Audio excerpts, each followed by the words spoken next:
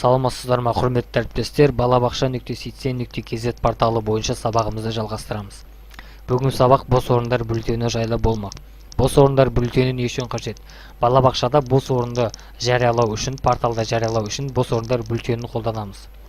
Ол үшін браузерді ашып, адрестер енгізу қатарына балабақша.ситсен.kz деп енгіземіз. Әдеттегі кіру жолдар арқылы порталға кіреміз. hr.sr'ді іс басқарушының логин паролімен кіреміз. Жүйеге кіріп, терезенің жоғарғы оң жақ бұрышында сіздің логиніңіз жазылып тұрған болу қажет. Шығу батырмасының сол жақ бөлігінде. Сол логиніңіздің үстіне шертіп, сырғымалы мәзірден бос орындар бюллетені деген бөлімге өтеміз. Ашылған терезеде сіздерде ағымдағы жағдай бойынша бюллетен құрылған жоқ деп жазылып тұрған болу қажет. Бюллетен қосу үшін қосу батырмасын шертеміз. Ағымдағы терезедегі барлық енгізу жолақтарын толтырып шығамыз. Тобы дегенге 2000 қай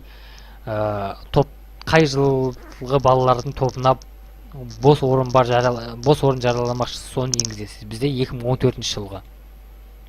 Тілі қазақша, топтың атауы, бізде топтың атауы құлагер деп енгіземіз. Бос орын түрі. Бұл жерде біз бос орындар тұрақты или уақытша орындар деп бөлінеді.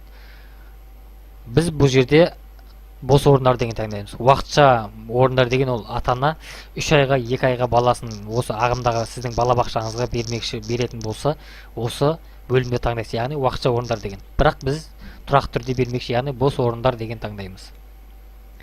Нақты босайтын уақыты бүгін күнді көрсетеміз. Жариялайтын басталу уақыты бүгінгі күн. Сіздер бұл жерге басқа күнді де белгілесеңіздер де болады. Мысалы 21 или өздеріңіздің нақты босайтын уақыты, яғни осы жарияламақшы болған баланың орны қай уақытта босайды? Бізде бүгін босайды. Бүгінді белгілейміз. Жариялану қашаннан басталады? Яғни бүгінден басталады. Бос орындар саны.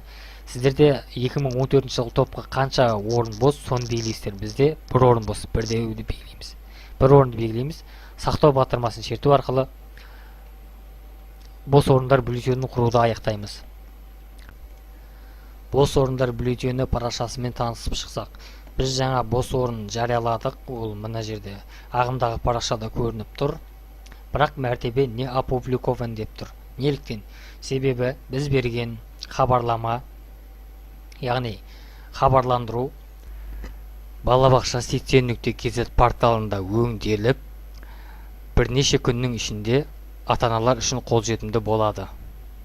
Сіз берген бос орынға өзінің баласын өтініш қалдыру арқылы кезекке қоя алады.